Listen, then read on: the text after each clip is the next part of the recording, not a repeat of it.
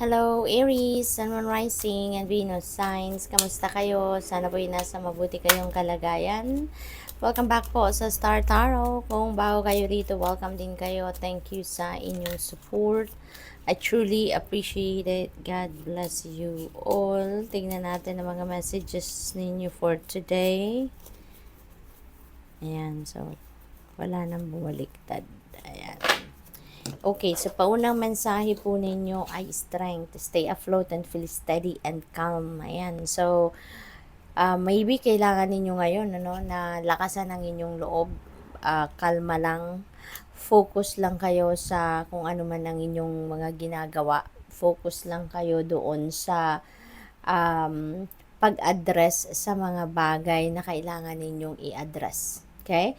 Yung bang wag kayong patitinag sa mga problema, huwag kayong patitinag sa takot, huwag kayong patitinag sa mga challenging situations na yan because you are more powerful than that. So maglakasan lang ninyo ang loob, tatagan ng inyong dibdib, pasasaan ba at masusolusyonan din ang mga problema, mahanap nyo din ang way out sa mga challenging situations. Always remember na kayang-kaya ninyong i-surpass ang kung ano man ang mga lubak-lubak na yan na dumadaan sa buhay ninyo. Stillness in calm waters, everything becomes clear. That's very true. Kaya kailangan ninyo siguro ngayon na magpahinga muna, mag-step back muna kayo sa kung ano ang inyong pinagkakabalahan at mag-stillness muna kayo, no? Spend time in solitude kasi with that, kapag tahimik ang isipan ninyo, kapag pinagpapahinga din ninyo ang inyong katawan, parang nawawala ng pansamantala yung mga mind chatter ninyo at mas nakakapakinig kayo sa inyong sarili. Napapakinggan ninyo yung inyong intuition and that's what you need to do right now. Kasi maaaring meron kayong kaguluhan sa isipan, merong nagbabother sa inyong isipan, yung ganon. And by putting yourself in stillness, na makakatulong yan na mas makapag-isip kayo ng maayos, mas makapag-concentrate kayo, no? We have explore, maps show what has already been discovered, go another way. Okay? So maybe meron kayong new beginning energy ito. So meron kayong bagong susubukan sa ngayon, no? Maybe there are opportunities out there na lalapit sa inyo and for you to explore, no? Maaaring magkakaroon kayo ng guidance dito from the divine na it's about time na to try different avenue or to do something better, no? Rather than focusing on kung ano man yung mga dati na ninyong ginawa na baka hindi kayo doon nagtagumpay. So maybe itong offer na ito, no, opportunities na to na nandiyan dyan or parating, maybe this is worth exploring. Okay, we have listen. The secrets of the sea become apparent when we listen to the sound within shells. Ayan, so feeling ko ano ito, yung inner voice ninyo ito. Pakinggan ninyo ang inner voice. Kasi your soul knows, no? Your soul knows kung ano yung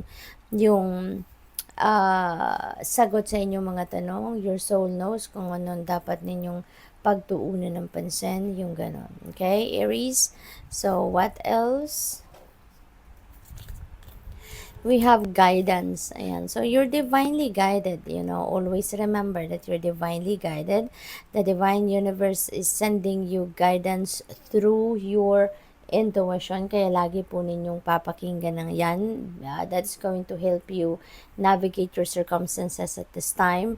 Yung stillness na yan, yan ang paraan para marinig din ninyo ang inyong intuition, yung inyong inner voice, yung ganun. Kaya you need to do so. Self-care. Ayan, kailangan ninyong alagaan din ang inyong sarili, Aries, kasi maaaring may mga imbalances talaga na nag-unfold sa buhay ninyo ngayon, no? Kasi nga, yung confusion na yan, yung mga obstacles na yan, those are manifestation of imbalances sa buhay. May mga bagay, sitwasyon na hindi kayo naa-attendan or hindi ninyo naa-address, hindi ninyo napapansin. May mga areas ng buhay ninyo na hindi ninyo nabibigyan ng oras, panahon, atensyon. No? Yun yung ibig sabihin nun. Kaya lalo-lalo na yung self-care ninyo. Baka ito yung isa sa pinaka nanineglect ninyo yung pag-aalaga sa inyong sarili. We have chance, allow the sea to wash its chest of wonders, assure. You never know what the tide may bring in, hindi ba? Kaya ngayon, no, feeling ko yung explore energy na to, this is giving you a chance, no, na makabawi kayo. Maaring meron kayong mga bagay na nag-fail kayo in the past. At ngayon, there are opportunities that is worth exploring for, and that's going to give you a chance to bounce back, no? Makabawi kayo doon sa mga failures ninyo in the past. Communicate. Things left unsaid will never reach the shore. That's very true, di ba?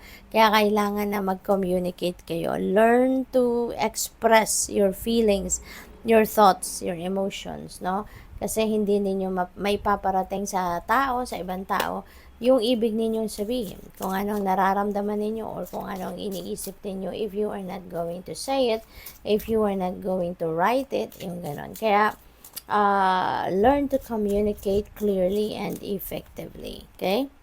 We have protest. Ayan. So, maaari talaga din ang iba sa inyo rito.